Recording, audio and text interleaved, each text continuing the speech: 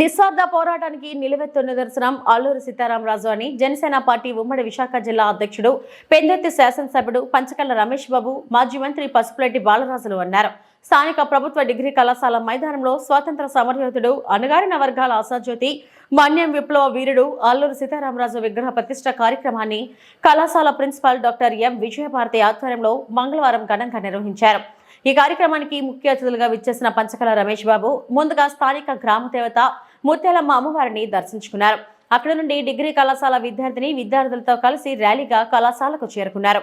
వారు కళాశాల వద్ద ఏర్పాటు చేసిన మన్యం వీరుడు అల్లూరి సీతారామరాజు నిలువెత్తు విగ్రహాన్ని ఆవిష్కరించారు. ఈ సందర్భంగా ఏర్పాటు చేసిన సమావేశంలో వారు మాట్లాడారు.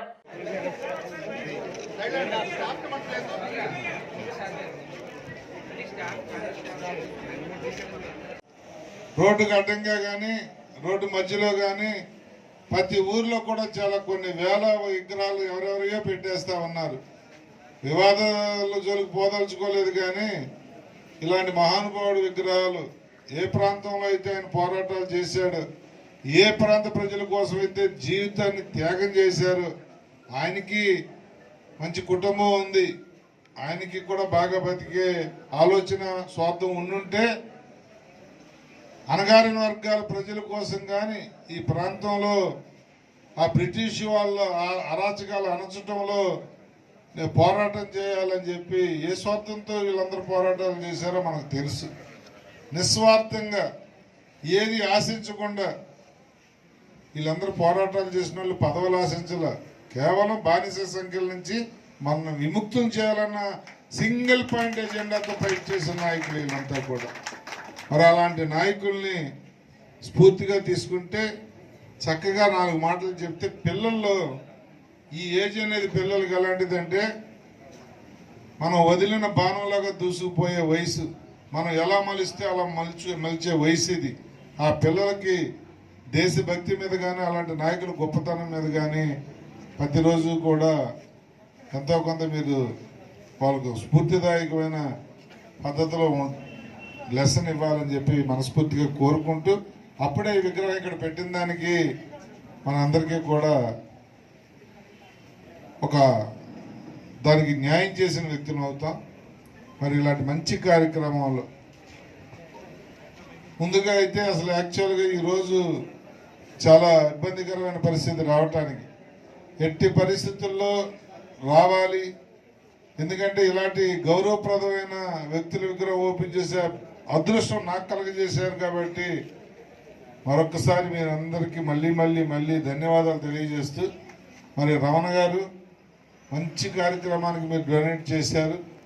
ఈ దీంట్లో భాగస్వాములైన కాలేజీ యాజమాన్యం కానీ పార్టీలకు అతీతంగా దేశభక్తులు ఒక పార్టీలోనే ఉండరండి, అన్ని పార్టీల్లోనే ఉంటారు. సామాన్యుడు కూడా దేశభక్తి ఉంటే ఏదో చేయొచ్చు అనడానికి స్ఫూర్తి ఇది.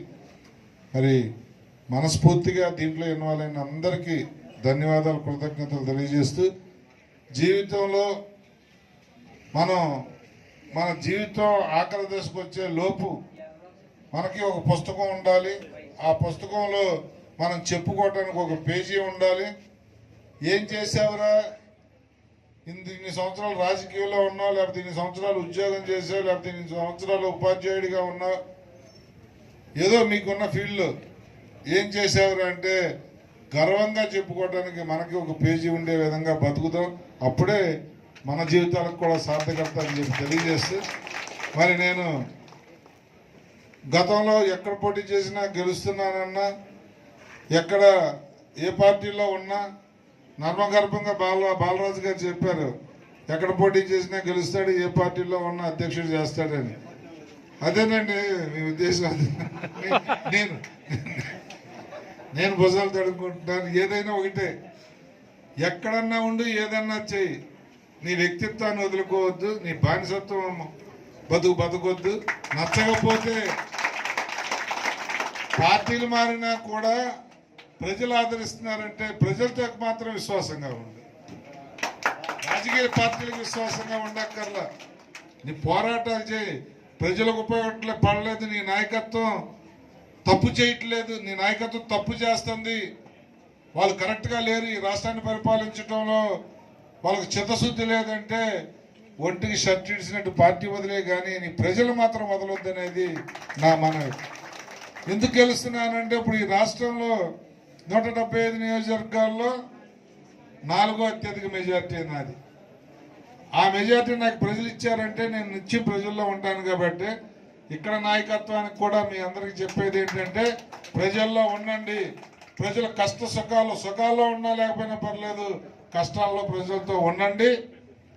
ఆ నాయకులంతా అవలేం కానీ ఎంతో కొంత మన పేరు కూడా ఎవరొకరు పోయిన తర్వాత చెప్పుకోవడానికి పలానా ఆయన టైంలో ఇది వచ్చింది, ఇది కట్టారు, ఇది చేశారు అని చెప్పుకునే విధంగా మనం కూడా ఉండాలి అని చెప్పి కోరుకుంటూ ఈరోజు విగ్రహాలు ఆవిష్కరించాం, దండలేసాం, 4 ఫోటోలు దిగాం, పేపర్లోను